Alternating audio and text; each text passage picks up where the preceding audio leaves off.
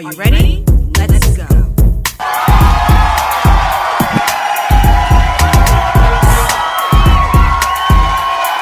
Welcome.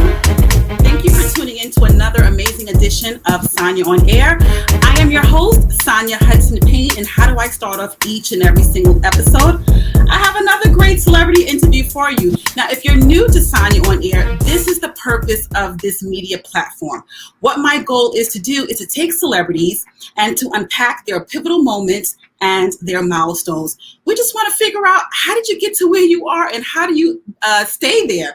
So do me one quick favor. We have a few housekeeping rules. Make sure you click the subscribe buttons. Now, Sanya on Air is streaming on major platforms. You can catch Sanya on Air on YouTube, iTunes, Spotify, iHeartRadio, Apple Podcasts, Google Podcasts, and guess what? I have a major announcement. Yesterday, Sanya on Air was added to Pandora streaming. So do me a favor. It is so important that we keep dope content going. Make sure you click that subscribe button. Make sure you leave a comment and make sure you also share it with your friends. You can also visit my Sanya on Air website at www.sanyaonair.com. And I also have some other amazing news for you. If you didn't catch my news a few weeks ago, I have some Empower merch for you. I believe in making your clothing the statement. So I designed some amazing Empower merch. So make sure that you go to the description category here and you can just click onto the link and make sure that you purchase some clothing and be bold and make a statement. Now, back on to why we're here today. Like I told you, I have another great celebrity interview. I'm so excited to speak to this individual. I've been watching him on television. So to have him join me today, I'm so excited. I have none other than the Thaiga Edwards. Morning. Hi, Ty, how are you? I'm good. Thank you so much for having me, Sanya. No problem. So like I was telling my audience, I've been watching you lately on Tyler Perry's Sistas. You're already nodding your head. Alonzo won't give me a heart attack. Alonzo is going to get you into a lot of trouble. We're not even going to call him Alonzo. We're going to call him Zoe, because Zoe is a whole other personality. Tell us about your character on Tyler Perry's Sistas. I don't think I need to tell you about my character. If you've been watching the show for the most part, Alonzo is, you know what? Right now, I can't really tell you what Alonzo is. Alonzo, he's a guy right now who is obviously misunderstood. Alonzo got himself into some trouble season 1 by pretty much attacking or assaulting one of the main characters, Maurice, who happens to be a gay guy. Okay. Yeah. Now, the funny thing about this whole situation or scenario is I'm a big guy, always been big in stature. So I get a lot of fight roles, action, roles where I got to kill people or hurt people, right? And usually people love what I do. I mean, hey man, I saw that movie. And I'm like, okay, yeah. I'm like, all right, but unfortunately, America has a problem when you do it to a person of the LGBTQ community. And the way Tyler shot it was pretty graphic, and it hit home with a lot of people.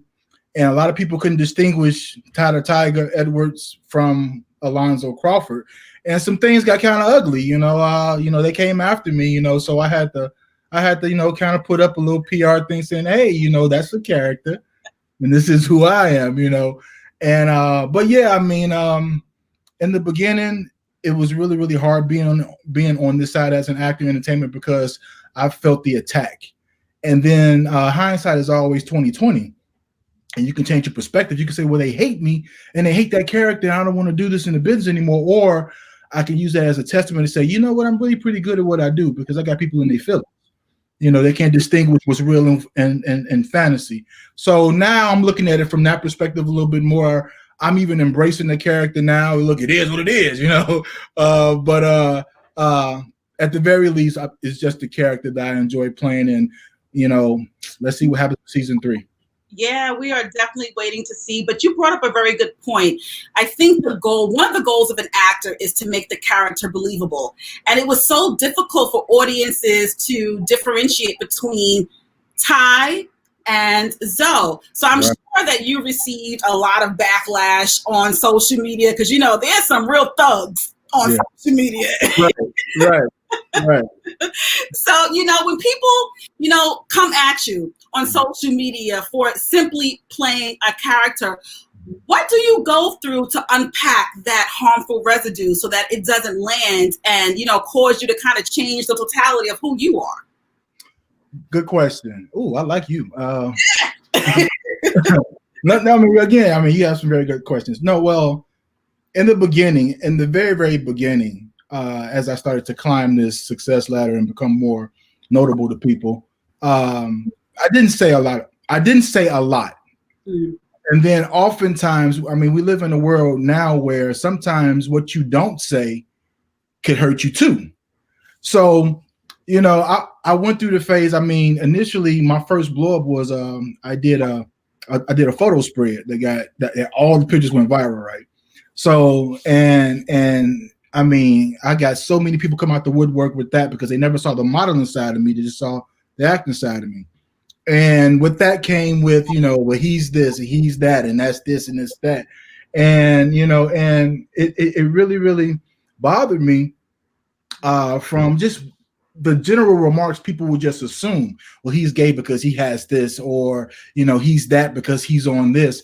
And for a big period, I didn't say anything. And then finally I wouldn't call it trolling, but somebody will always call me, maybe a fan, say, Ty, you on this thread, check it out. And they saying this, and I defend you. And my people go hard for me in the paint. You know, they'll jump on, you know what I'm saying? So I just happened to peep in and see what they were talking about. And then I just said something to the person who said it. And I always say it very, very calmly. I'm nice. And I give them something to think about at the end, you know. And every time I've done it, they received it pretty well. Like, well, you know what? I'm so sorry. I didn't mean to offend you. It's not an offense, but you shouldn't always think or assume that thing. And then because once that rumor gets out, it spread like wildfire. And most people want to believe the lie even before they want to even know or understand the truth.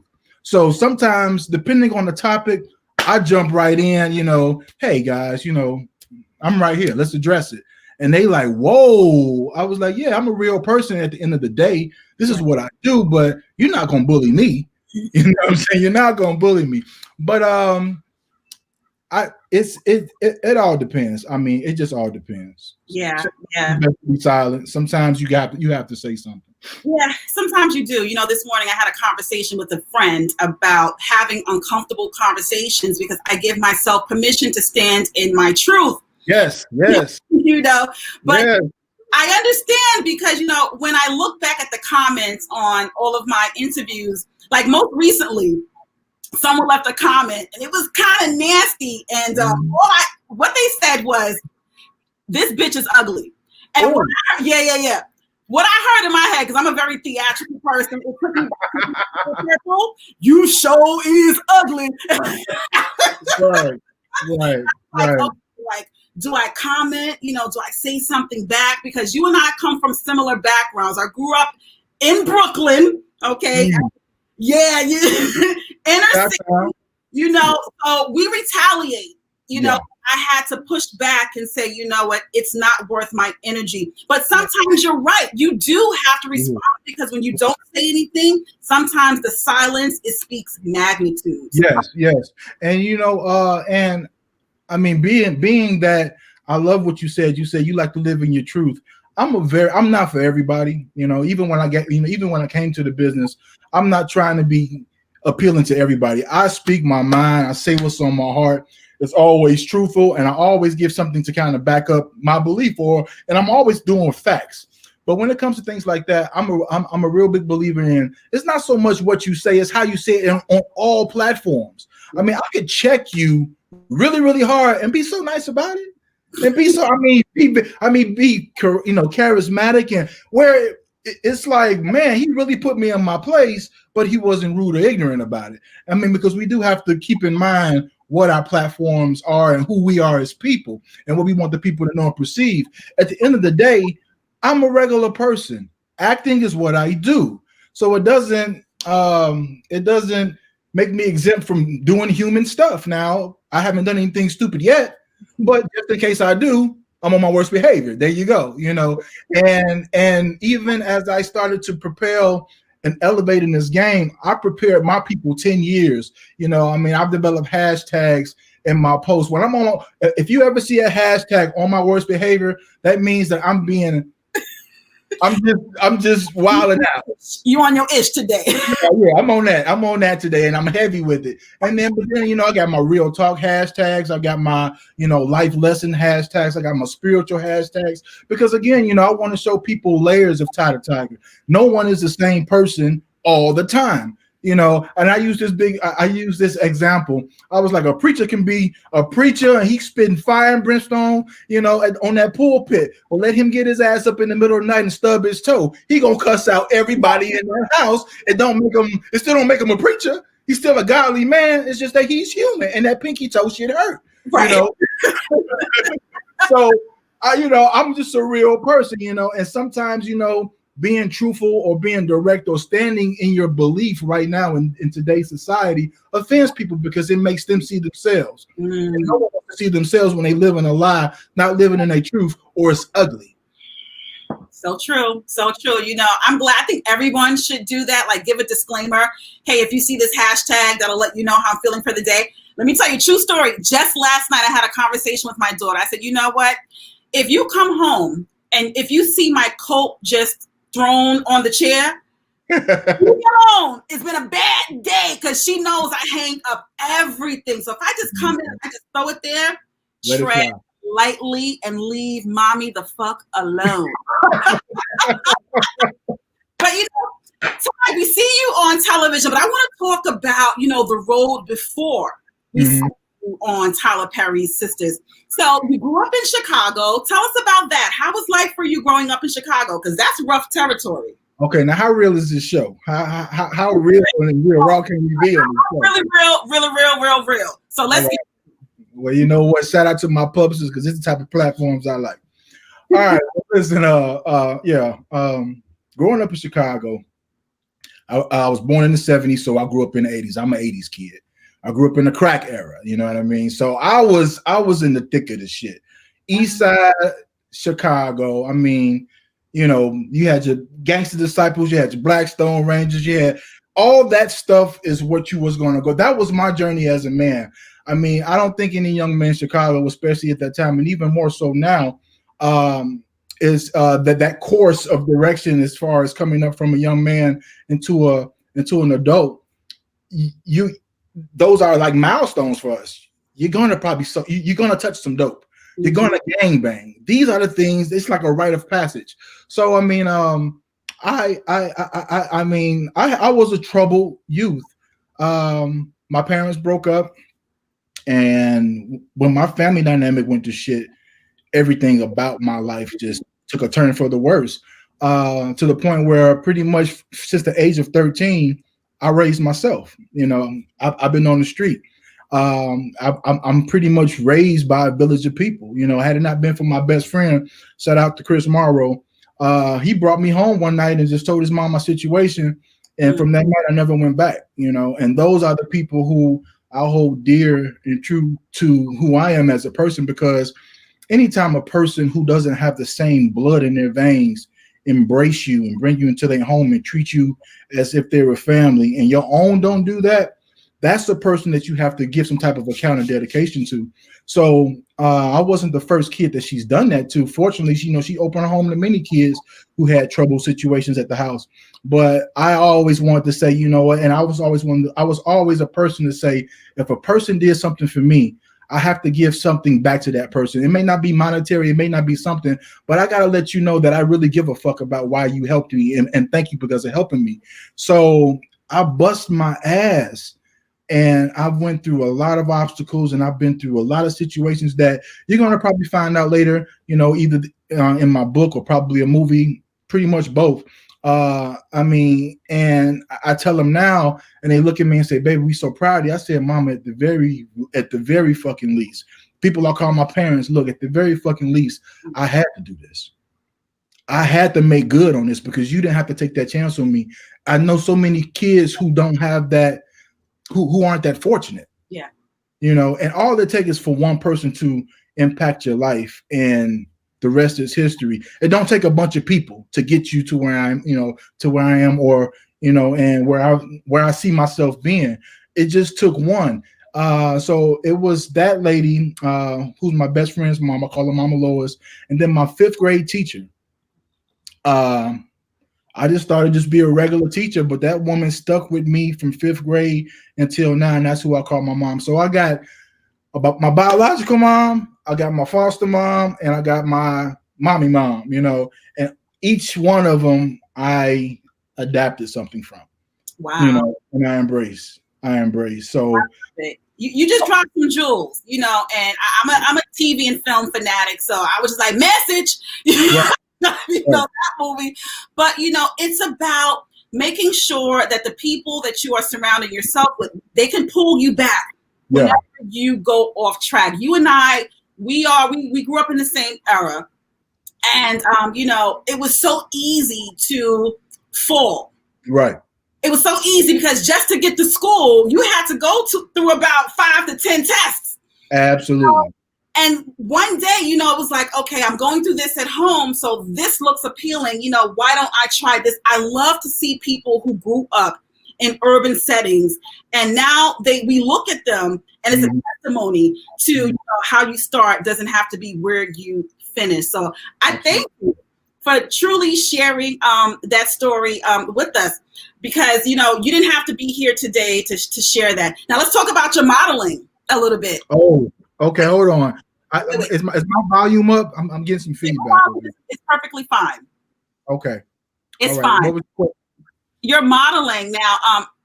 I know we're living in this whole sensitive phase right now, but you look good. I work hard. I'm an old man. I work hard.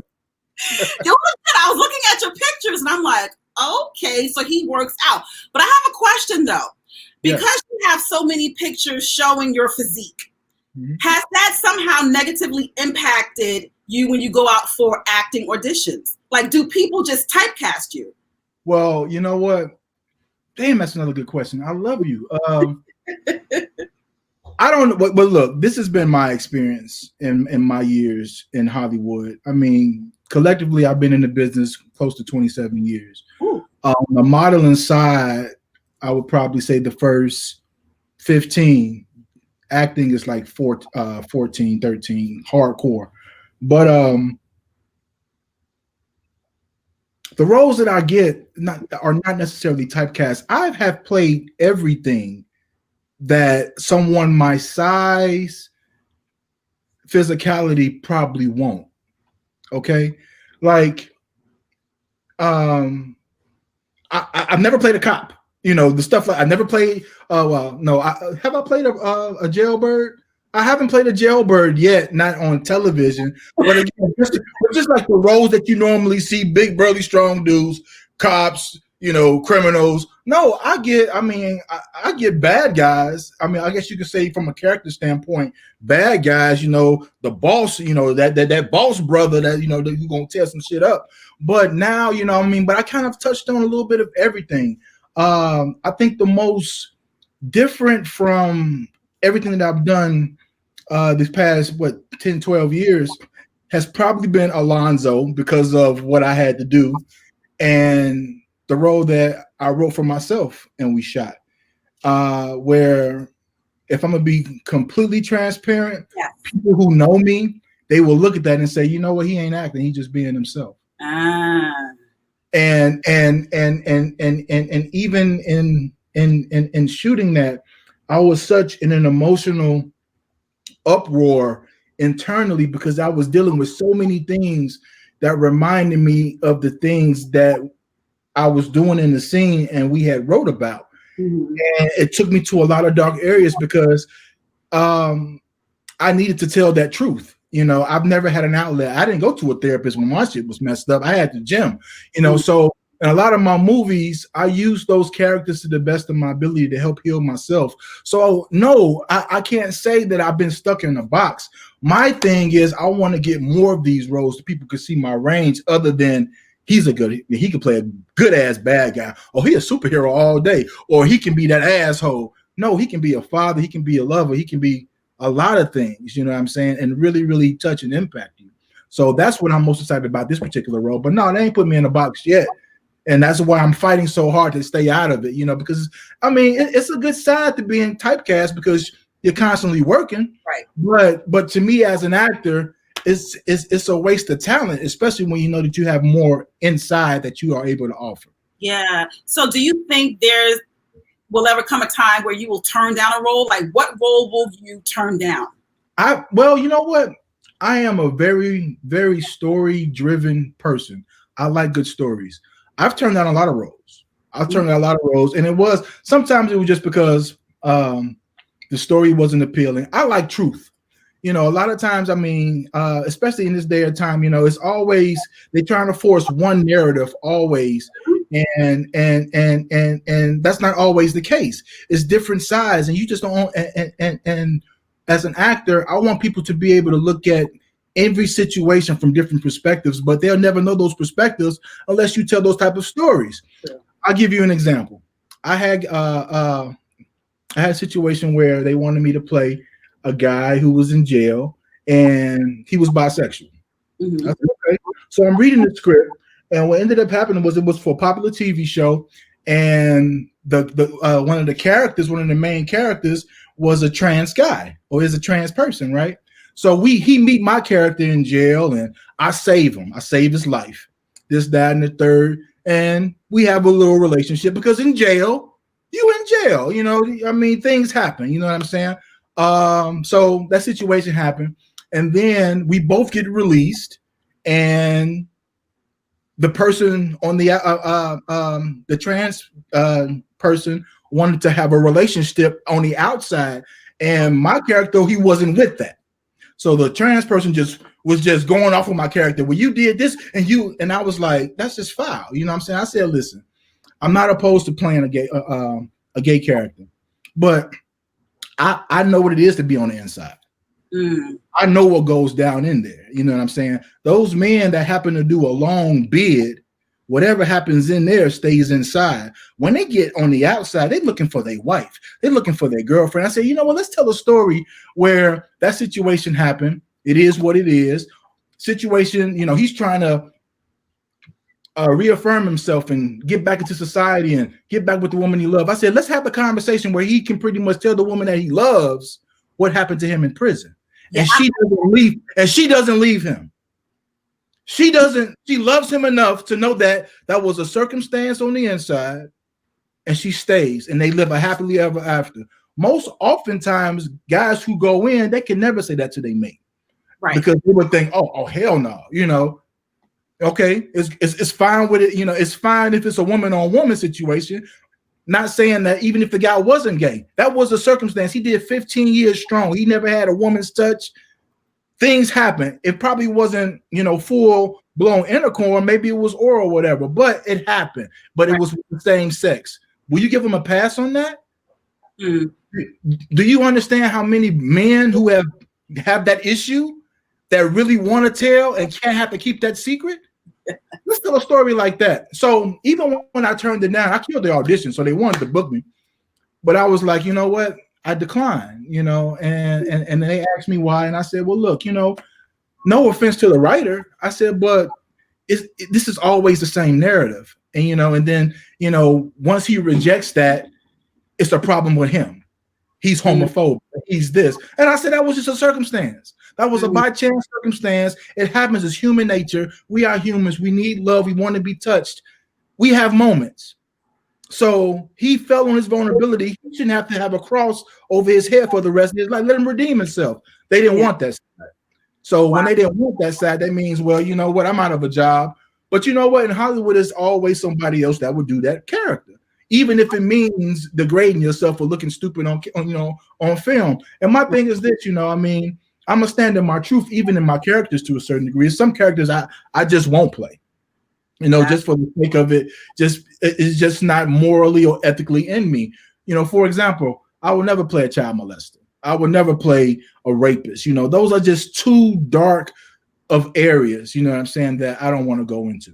So gotcha. Well, let me just do a quick disclaimer. You might see me, dabbing my eyes. I'm suffering from seasonal allergies for the very first time in my life, and it's driving crazy. No problem. I got allergies too when I first moved to California, so Got you. I was fine in Chicago. Got down here and got all messed up. Oh, it's horrible. The first time in my life. But anyway, I'm glad that you have honor and you want to make sure that the characters or the roles that you accept, they speak to your qualities. I think that is super important because people will sell their souls for a goddamn blow pop and a Jolly Rancher. Well, hold on. They ain't got to do that. They selling their souls now just because we can't go back to work. You got people who would never done a TikTok video in their ever life, making complete asses of themselves on national, just doing. I was like, you know what? We need to get back to work. These people are losing their fucking mind at home. I did 2 TikToks. I was like, what am I doing with my life? Yeah. That was 7 months ago. That was 7 months ago, Ty. So don't hold me accountable for that. And look, like I said, I secured me a TikTok account just in case, so I can have the name. I said, but the time you see my big ass doing all that shit y'all doing, it's over for me. You might as well just, But I was a true Brooklyn girl on my TikTok. I did a Biggie Smalls song, so I had to keep it Brooklyn. No, hold on. Now look, that would be the only exception. I said if I was to do some shit, it'd be some stuff that represent who I am. But it ain't gonna be that. Come on, man. Like, get the fuck out of here with all that. I had to keep it real for the people in Brooklyn. One love. But I want to circle back just to go a little bit more into the modeling, because in the 90s you were modeling for some of the biggest brands: FUBU, Sean, Banana Republic, I believe, and I forgot it was another Black-owned brand. You got into modeling on Dare? Kani, I got into modeling Dare. Yeah. What happened? I had a lot of like girlfriends, not girlfriends, but I had a lot of female friends, female associates. Here we go, ladies. Look. So one night we was all hanging out, and they was like, let's go to the strip club. And I'm like, come on, man, and I'm like, look, clearly get over yourself. I'm with a squad full of bad chicks. We just going to the strip club. It was some dudes there, but I'm with them, right? So when I walk in, now look, I wasn't into this full grown body yet. This was years ago, right? So when I get in there, I think they set me up. It happened to be the night where it had like the amateur. You win a pot if you can get up there and dance, right? It was like $500, right? And back in the day, I'm from Chicago. I mean, we had the house music. I was a mover. I was a bit of a mover, if you think so. So I went up there, did good, and I won it, right? I won the money, and I just thought it was just the pot, the $500 pot. But I had to strip at that place for a month. So needless to say, I was up there doing my spank that ass dance. Right. So that happened. Yeah. But anyway, one night when I was working. It was a lady just like Minnie, and she was like, I could help you make a lot of money with your clothes on. And I'm thinking she's spitting game, so I'm gyrating harder. I got it all in her face, right? She tipping out. She was like, no, for real, I'm a scout. I'm a talent scout. I'm here in town from New York. You got a real good look. I think you do good commercially. You got a body. At the time, it wasn't like this, but it was a little something to work with. And I was skeptical. I was like, yo, whatever. I said, listen, I ain't spending no money. If this is real true game, I'm from Chicago. No, you have to send me, run me the ticket. I'll come down, do what I do, and then we'll take it from there. We exchanged information, and maybe about 2.5 weeks later, she hit me up, sent me some tickets, round trip tickets to New York. Went down, did my first test shoots, and just from the test shoots, FUBU, Karl, Kani, Sean, John just popped off. Wow. And just like that, I just hung up, the G-string and started doing my thing with that. And again, it was happening so fast, I couldn't really take it all in, because I was like, how did I just go from that to this? And I mean, no agent, no nothing. It was just God for the most part. Right. Putting me in the hands of the right people. And he's just been passing me from hand to hand, showing me different journeys and different, I had my obstacles, but up until this point. And then it went from that to I went to an audition for Walker Texas Ranger. That was my biggest. That was my first big gig, and I'm like, yo, I went in as a featured extra model, and then somebody saw me. Can you say this? Right. Said my few lines, and then all of a sudden the bug hit me, and I was like, yo. Wow. Well, let me tell you something, Ty. You just made every stripper's dream come true. Shout out to all the strippers, okay? Okay, I'm not judging you. I'm just saying. No, I'm not judging. No, look. I love my strippers. It's a time and place for that. That's all I'm saying. Yeah. You know, and right now, everybody's stripping. I heard you correctly, Ty. So you said it was a dare for you to go up on stage and strip. The prize money was $500, but the prize money was contingent upon you continuing to strip for another month? For a month. Yeah, for a whole month. Yeah. You got bamboozled. Bamboozled. Like, who does that? Who says, I'll give you this $500 for this one night if you continue stripping for another month? That's what they did in Dallas at the time. They will always have those like brand new, I don't know what they call them. I didn't frequent men's strip clubs. I'm not going to see no men, but I guess, I think at the time, I think in general, when it comes to the stripping, it's more women than it is men, especially good-looking guys that did it. You know what I'm saying? At least in that particular, part of the city, and that was their way of recruiting, guys. Sure. So again, and it's a no-brainer. You're a good-looking guy. All you up there doing is with your shirt off and you gyrating, and they throwing cash at you. That's kind of an easy gig, And at the time, I was so young, I was like, yo, I can kind of do this, And then I saw a lot of wild shit too, and I was like, you know what? Well, yeah. What was the stripper name? Oh. You're not gonna make me say this, right? I can tell you mine. I wasn't a stripper in a club, but I do things after dark for my man. My stripper name. It used to be a song called "Badass Yellow Boy." Badass Yellow Boy. Yeah, Badass Yellow Boy. That's a long name, Ty. No. Yeah, but it stuck because look, I'm from Chicago. Before I moved to Texas, I was piss-colored yellow. I wasn't dog at all. I was a high yellow one of them. When I got to Texas, they were like, "You old high yellow ass nigga." That's what you call it. Oh, high yellow. And then all of a sudden, this song came on, dun dun dun dun, badass yellow. It's like, so it just kind of stuck. And actually, it was the song that came on when we was at the club, and I liked it so much that I snapped to it. So from that, it stuck, and I was like, "Well, this is bad." And that's what I got on that's what I got tatted on my neck to this day. Badass Yellow Boy. Wow. So from Chicago, you went to Texas, and then 2 weeks. No, then you moved to LA, right? And then in 2 weeks, you went on your first audition, and that's when you secured Walker Texas Ranger. No, Walker Texas Rangers, that was in Texas. That was in Texas. Yeah. When I finally moved to, I came to LA in 2008 from Texas, and I was here about 2 weeks, and I was in my first major audition. It was crazy because like a week before, I was watching, I was watching TV, and it was all black TV. I was like, Mekhi Phifer, and I keep seeing the same people. All the same stuff. I was like, can't nobody else do this job? Like, you mean to tell me that it's only these 4-5 niggas that's doing this stuff, right?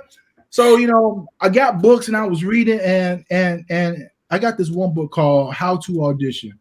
And it was so clear and concise, and it just made sense. And one of the things that stood out in that book was he said auditions are primarily made because certain people showed up. True. He said, if you don't have a big group to, and so for some roles, they're not, for a certain look, type, and stuff like that, it's only so many people available. True. I know a lot of friends that get called to auditions and just don't go. You know what I mean?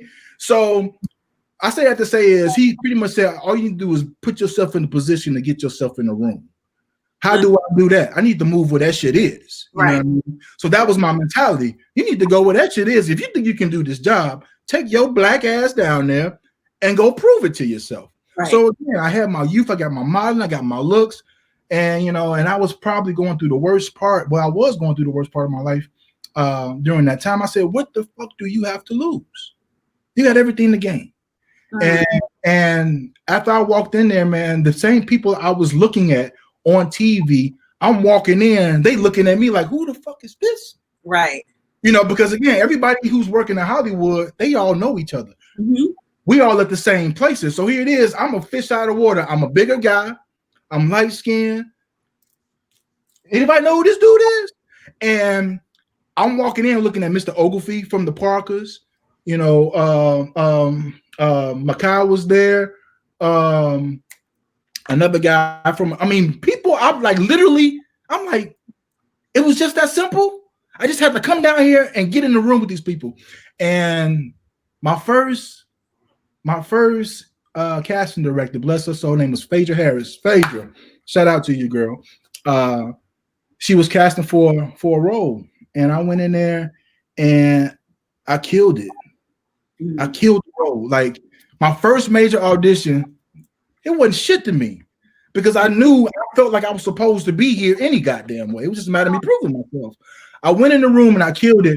And most casting directors don't do this. If you're good, you get the ball, get the job. If you're bad, they'll tell you to get training. You're not ready yet. Or they'll say, hey, I'm gonna hold on to this. My very first audition, she said, hey, come here. You did the work. She said, but you a diamond in the rough right now. If I gave you this role, it'll do you a disservice. I need you to brush up your skills. She gave me a number. That number was to an acting coach. Her name is Diana Castle. What's up, Mama? Diana Castle. One love. She said, if you're really serious about doing this, you'll go ahead and call this woman and get into a class. Done. I went back home. I walked out the audition room. It was almost as if we booked the role because I was like, I'm looking at them. I was like, y'all motherfuckers in trouble. You know what I mean? That's what I feel. I said, y'all in trouble. Let me get this down. Y'all asses is mine, right? So I walked home and I went home and I went and I called the lady. And I'm just thinking like, you know what? Casting director just kind of just gave me a little direction. I showed up and she made sure that did a person such call you? Wow. So Diana was expecting me. Cool. So I went, sat through the audit, and Diana, the way that she teaches is like, it just resonated. I'm talking about, I went from not being able to properly memorize. I'm talking about in a matter of hours. I sat with her for a lot. And I memorized like 80% of the stuff on the paper. And she looked at me, she said, no one has ever done that. And I never had to go to class. After that one audition or that one, they call it an audit, I used everything that she taught me in that little time period and applied it to all my auditions. And I've been working ever since. I never really went to class. I have a coach when I have big roles, to help me run lines and make sure but I've never sat in the classroom and been taught, wow. And when people ask me, can acting be taught? I'll tell them no. You can learn technique. Just like you can't be taught to be a comedian. Either you're funny or you're not. Either you're a good actor or you're not. So it's things that as actors we all can kind of work on to perfect and hone our skills and make it more effortless. But you got to pretty much have a storytelling spirit to do this job anyway. Yeah. So true. I speak to celebrities like yourself all the time. And let me tell you what was so different about something that you just said a few minutes ago. Mm-hmm. You are the first person that I've ever interviewed that gave credit to other people for where they are today. Oh, yeah. I'll repeat that again. You are the first person that I've interviewed that gave credit to other people for where they are today. I think that's huge. It shows a huge amount of humility, something that I feel that so many people just don't have today. Damn it, you didn't get here by yourself. Right. Somebody had to help you. So I appreciate you for acknowledging that. Yeah. Something else that you don't know. Every time I'm always interviewing celebrities such as yourself, I'm always wondering, especially if they're actors, did you lose a role to anyone else and how do you feel about that? I interviewed someone who played Suge Knight in Straight Outta Compton. Yeah, I'm going. And when I learned that you auditioned for the role repeatedly, almost as if you had landed the role, and then in the final hour, they gave it to our Marcus Taylor, a friend to the show, Yeah. Talk about that process of an actor going through the audition process, thinking that you've landed and secured a role, only for it to be given to someone else. Talk about it. Again, to be transparent, the human side of me was like, the fuck? Right. Like, why did you put me through all that? And see, and it was a double what the fuck with me was because I committed to the role. I mean, from the first time I auditioned for that role 8 times. 8. From the second audition, Gary F. Grant, you know, the director was like, "You my Suge." Okay. So I was like, okay, but this is the process. This would have been my first breakout role. Now that was a Oscar-winning movie. You know what I mean? And the majority of the cast were brand new faces, people you never saw before. So I was like, I would have been a part of something way new and different, right? So here it is. I went from that model body and I started putting on Suge Knight weight. So now I made a commitment. I canceled this modeling money, this modeling stuff for the minute. Because my sights is on this big screen stuff now. By this time, man, I had a big old belly, big old guts. You know, I mean, I would look. I mean, again, I didn't look bad because I'm a trainer, but I put it on right in my gut spot, and it was very noticeable. So I'm doing this, and I'm going back, and nobody told me that. I'm just thinking it's just screen testing. They're just making sure that it's for compatibility. I mean, I'm going up against all of them. I'm talking about the Easy who played Dre, and I'm giving them that work, right? And I'm like, yeah, I'm supposed to be here. And we got all the way up to the full dress rehearsal. I don't grow a beard, Marcus does, but they gave me a big prosthetic beard. They gave me this big old red suit. My belly was already out, and I went in, killed the scene. We was in Compton. We was like in the hood. I get out the car. They looking at me like, yo, look at Suge, because I'm really in full character with this thing now. I go in there and I killed the part. Like I said, Tamika Wright, everybody saw me a lot of times. I'm like, yo, it's a sure end thing. I'm ready, mom, dad, I'm letting them know I did it. And then I get the call the next day saying they went a different direction. Wow. So I was like, man, now again, me and Marcus, I didn't know Marcus up until the final rehearsal, but I'm never upset at another black man trying to feed his family. I was more upset with the fact that when I found out, I'm like, yo, I'm saying, look, regardless of why he got the part or whatever, that was his part. You know what I'm saying? My thing is, why y'all had to pull me all in? I can't even. So it took me forever to try to drop that weight to get back to just making money on this side. And then in the midst of it, now I'm out of my character type for what I normally go for because I got to get bigger roles. But luckily, God was good for me. This is what he did. That same weight that I was carrying, girl, he used that to my benefit. A guy named Chris Levine got on the phone and said, yo, Ty, got a role for you. It's a guy he's a steroid dealer, ex-bodybuilder, but you know what? He used to be in shape, but he ain't so more. He said, I need you to read. I mean, I went and read those words and I killed that script, right? We ended up sweeping film festivals. That became my breakout role. But I was playing Jason opposed to Suge. Wow. So we still worked it out for my good. It wasn't just, it wasn't, that just wasn't my gig, and now Marcus is doing his thing and Marcus is providing for his family. I ain't never hating on another man for that. You know what I'm saying? I truly believe what God has for you in any aspect, in any platform, is for you, so, and since that time, I've been passed on 2 other 24-hour last minute, we went to separate, but that's just the way the business is. And one thing about it is when you have that mindset, you don't take it personal and you just understand, you know what, it's coming. Just keep doing what you're doing. And then you have to think about this. What you thought you wanted for yourself, God has something bigger for you. Let Marcus have that, whatever that is. God got a bigger movie for you. You know what I'm saying? I mean, another movie, Roman Israel with Denzel. I went and auditioned for that. I was on tier for that last minute decision. I could have been on the opposite side of Denzel Washington. But the fact that I always try to find a silver lining in everything, I'll say, you know what? How many people has worked their whole life to never get in the room to audition for a role with Denzel, and you did that, and you was almost considered.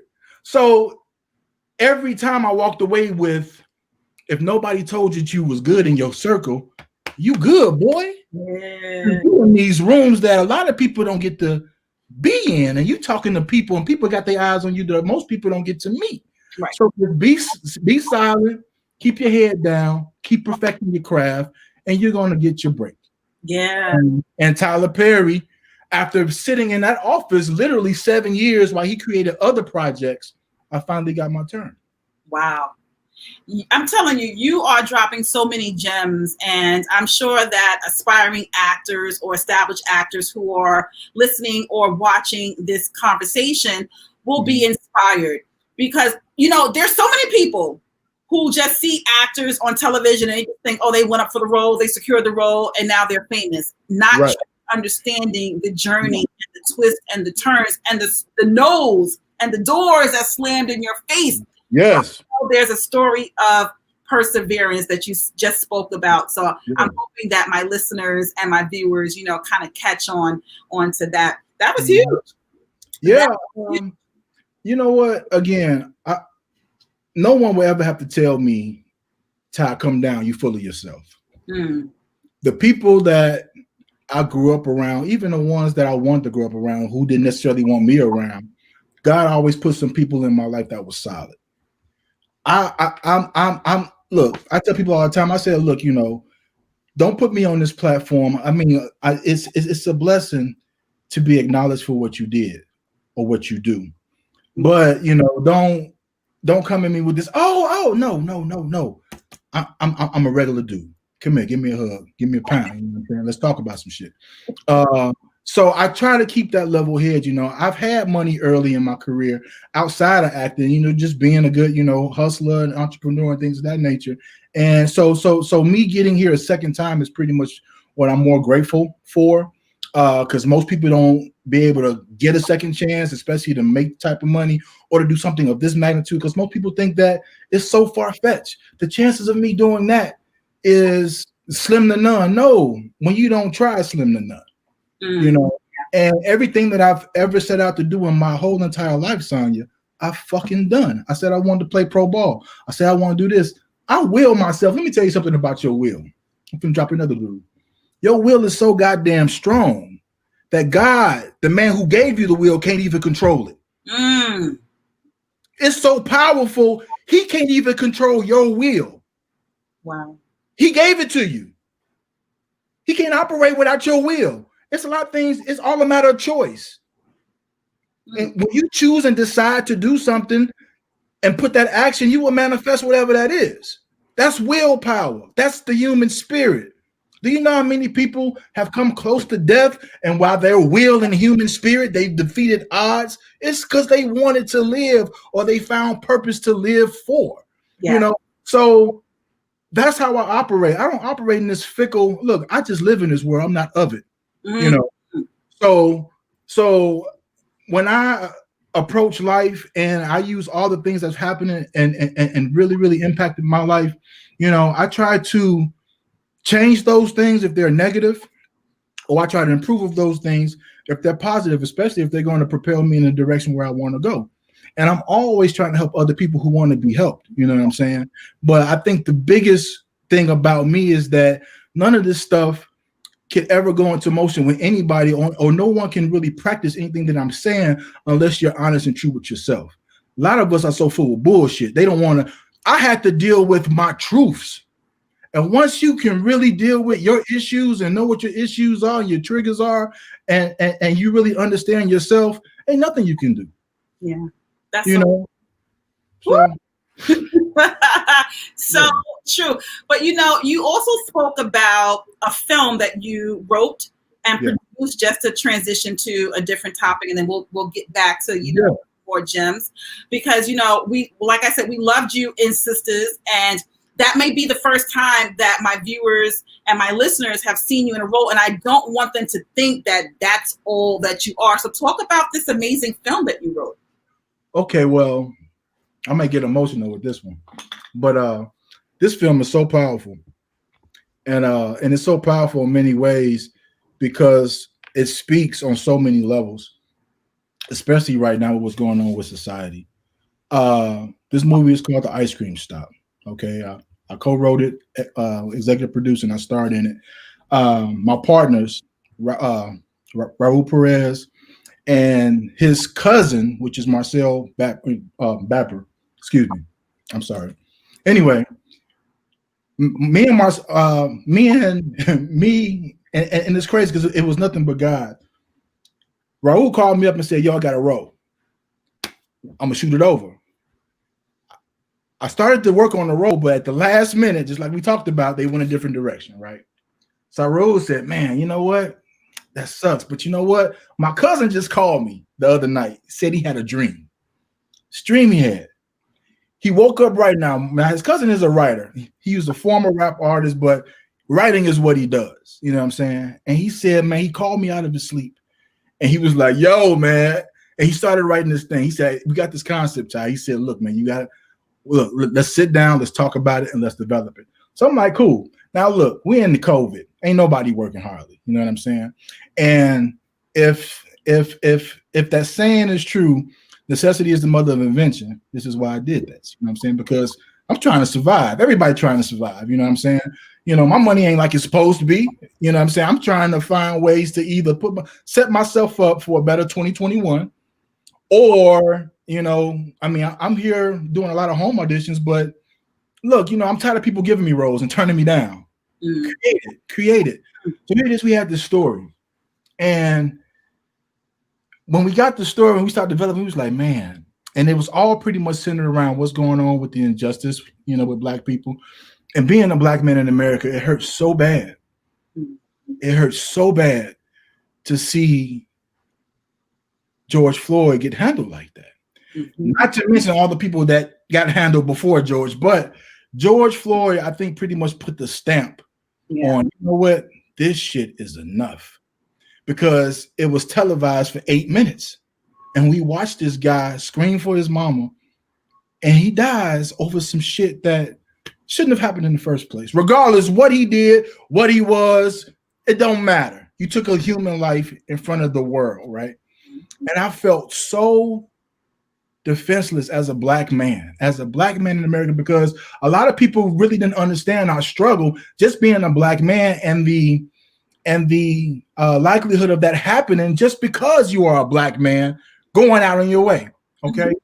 So as he was developing his script and stuff, you know, we just said, well, look, you know, let's just make a story, man, that can just kind of wake some people up. And in The Ice Cream Shop, it's a story about two affluent, you know, young Black, you know, professional people who are in love, you know, who are living and thriving. And just because he loves his woman enough, he goes out and goes, you know, just to go do what men do, baby. You know, can you go give me something? And, you know, if a man loves his woman, I don't give a damn what kind of day it is. If a man is receiving love and being poured into, like he's pouring into his queen, I don't care how tired he is, he gonna do it. Yep. And because of that, a situation in a dark situation arises, and ultimately changes, you know, everybody's life, you know. So we put together a short film to illustrate this, and again, in the whole film, I mean, we're dropping jewels, you know. I mean, again, you know, everybody throw around loosely, I'm a king, I'm a queen. No, that's a very, very loose term. Kings and queens do and act in certain ways, right? You know, not all this ratchet shit that we see. No, that's not queen shit. That's not king shit. You know, these are true people who are affecting the community, very, very professional, in love, showing how Black relationships can be. Because, I mean, again, social media, guys look at women this way, women look at guys this way, we're objects, and it's the whole thing is just messed up. So if you're paying attention, you're gonna drop jewels, and especially if you got that special person at the house, that woman, that man, and you see yourself, it's gonna make you kind of do a self-check. You know, it's gonna make you appreciate who you have and you know, who's riding for you. Yeah, we all have problems, but at the end of it, if he loves you or if she loves you, this is the type of thing that they do. Mm. And even when you address the things about the cops and stuff like that, it's like when the people see this, if you are a law official who is out here doing some of these things, sometimes you can't see how ugly you really are until somebody put a mirror in front of you. So my goal as an actor is, look, I probably can't, change the world and end racism and end bigotry and end prejudice, but at the very, very least, I would hope that I could put this mirror in front of these people who do these ugly things and say these ugly things and say, you know what, you still can be prejudiced because it's your right. You still can be a racist because it's your right, but at least have enough humanity in yourself not to kill another human living being. Mm. At the very least, serial killers can have a good day. Everybody that do bad things, I mean, again, you have to be a completely purely evil person to not walk away and feel some kind of way with this movie. And everybody that we shown, like the effect from the trailer, we just released the trailer and it was like, whoa, what do we just see? And I was like, listen, I can't tell you any more about it, but I guarantee you won't be the same way leaving that you did coming in. I want to see the trailer. I'm like intrigued and curious. Well, that sounds amazing, Ty. Yeah. And hold on. Again, let me get back to my giving back. My actors, it wasn't just me. We sat down and I handpicked people that I've admired, that I've came up in the ranks with.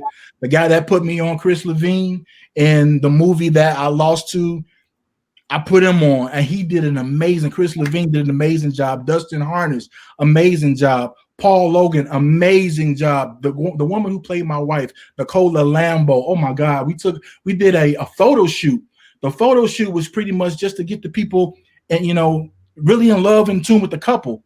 People was calling me like, nigga, you got married on me? Like, no. I'm like, no, it's just the movie. You know what I'm saying? Because they couldn't tell the difference. Again, is he acting or is that his wife? Right. And it was so, I mean, we really built it up, the marketing effort. I mean, Jed Dennis, everybody on this film blew it out of the water. And I told them, I said, listen, this is a homage to the Black Lives Matter, all this social injustice. We trying to bring people together. We trying to, create a new world, or at least try to set forth a new movement so we can all be on this earth and cohabitate and be happy, together. I said, listen, when I showed up on set that night, I was gone, girl. I'm talking about eyes. I was an emotional wreck. I said, listen, them people didn't get a second take. They ain't never coming back. Mm-hmm. I said, we got to do this shit right. I want to do all my shit right the first time. I want to be able to put myself in their shoes to feel that emotion, because a lot of people, even after all that stuff, and primarily came from my white counterparts. Well, what's all that rhetoric about? Like, you don't know, where have you been the past 70 years? They still don't get it. And one of the biggest compliments I got from some of the feedbacks came from the Generation Z, 20-year-old guy, biracial kid, and but it just astounds me how this new generation is going to kill all this old shit we've been doing. Because they just like, yo, I fuck with him. What you talking about? We all cool. It's that type of environment. So he said, listen, and he said it with such a deep connection. But how much connection can you have to that? You're only 20 years old. You don't know nothing yet. Sure. You haven't lived life yet. But it resonated with him so much because he comes from a biracial, family. He was like, I would never experience that side. Mm-hmm. But the fact that the people I love, because I am a biracial, that's their everyday shit. Mm-hmm. It hurts. It hurts so bad. And I wish I can change that. It's not fair. And then he goes on and says, if no one understands what all this is about, the past 70 years, slavery, this injustice with this, with this broken system that we have, this would be the very first introductory movie that I would give them to give them an idea of how it is being a Black or brown person. Wow. I said, that's huge. As a producer, I said, I've done my job. Yeah. I've done my job. Yeah.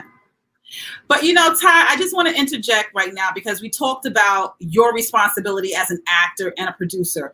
I want to bring it back around to the audience. What responsibility do you think the audience has to make sure that content such as your upcoming short film resonates not only with the Black community, but with the world at large? What is the audience's responsibility? Well, if you care enough and you really want to make change, I mean, your responsibility is to share that information. It's to share it. I mean, a lot of us talk that shit, but don't walk that shit. Don't do it when it's convenient, because just like it is now, so to speak, metaphorically speaking, with this COVID situation, with how it eventually is going to hit home one day. All this COVID shit is hit everybody. It's finally hitting home. It may not. It might not be hitting you as hard as hitting me, but it's all coming to roost. Yeah. It's just a matter of time, And a lot of people don't say, I can give a fuck about that. I don't care about that. I don't care about that until it happened to them. Yeah. So this is definitely one of those type of projects that, look, if this is how you feel about that subject matter, not to mention, this is your young son. That's your husband. That's your brother. You need to say, look, man, let me show you this. And then for people, again, I'm really hoping that maybe it would touch the heart of someone who's just probably caught up and just, I don't know what's going on with them, and they can't see themselves from what they're doing. Right. At least for you, like, you know what? I hope it convicts them, and I hope it convicts them to the point where they can grab somebody else and say, look, man, we need to quit doing this. This is not right. We should handle it a certain way, because eventually it can come back. You never know. You know what I'm saying? Yeah. So the name of this short film again? It's called The Ice Cream Stop. The Ice Cream Stop. And when will it be available, and where can we find it? Okay, well, the release date, we're pushing for January 17th, 2021. Yeah. So it's close, but we're definitely going to submit it to all the to all the festivals, and then we're going to push it out as soon as possible.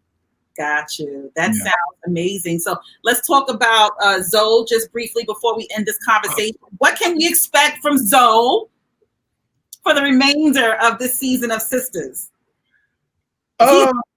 He's going down. Yeah.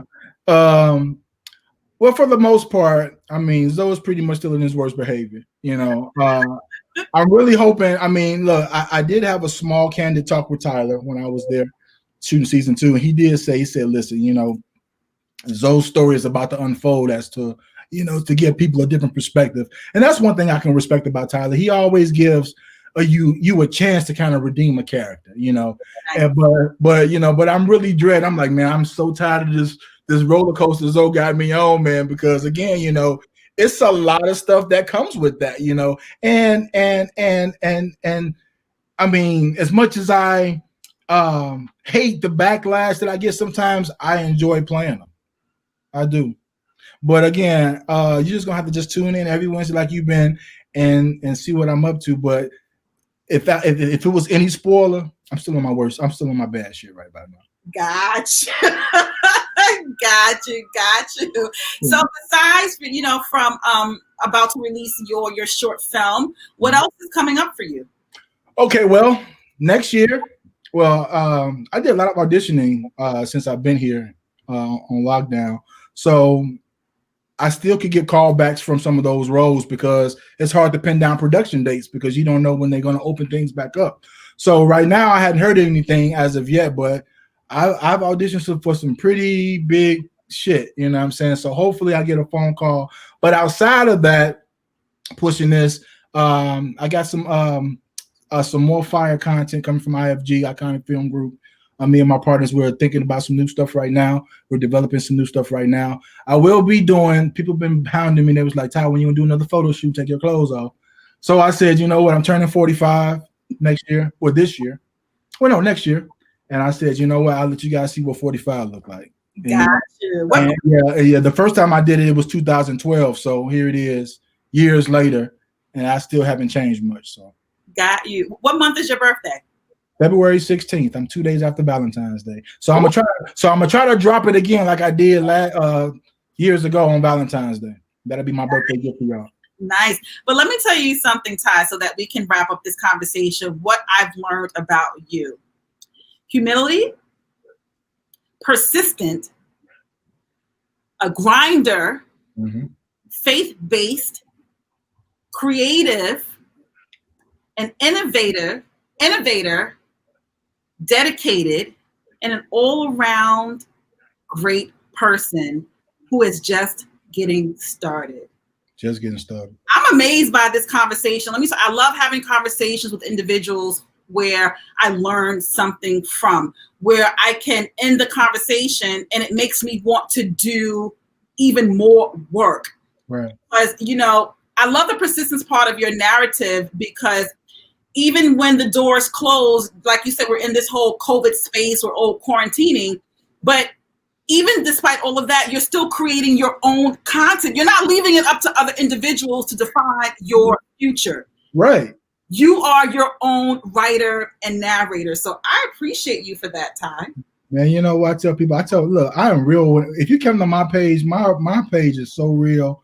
I tell people, ain't nobody responsible for your life but you. Got you. Ain't nobody obligated to help you or do shit.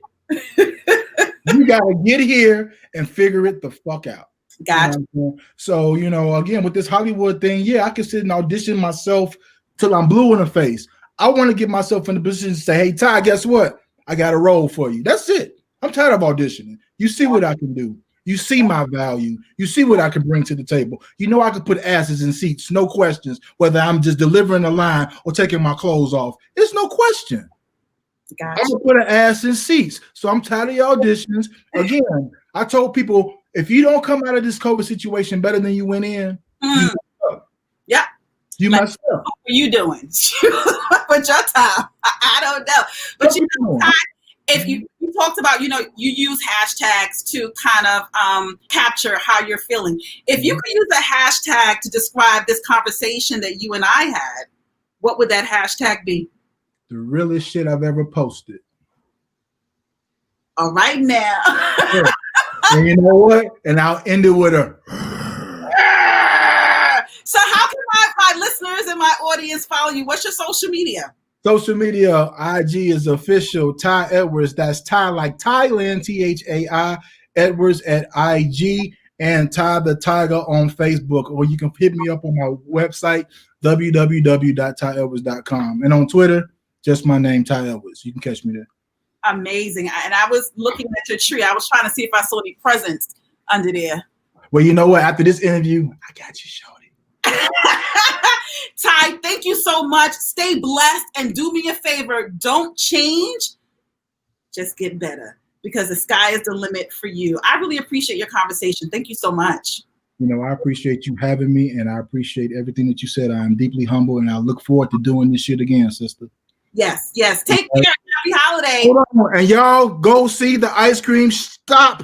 Go see the ice cream stop. Ty the Thaiga, Nicola Lambo, Dustin Harness, Chris Levine, and Paul Logan. We're about to test some shit up and wake up the world, y'all. January 2021. Yes, we are. And I'll do my responsibility of sharing. I'm going to touch base with your publicist as soon as it drops. I'm going to tell her to let me know, because I will definitely share it on my social media pages and continue to talk about it during my interviews. Absolutely. Thank you so much, Queen. Oh, no problem. Take care. All right. Bye-bye. Peace out.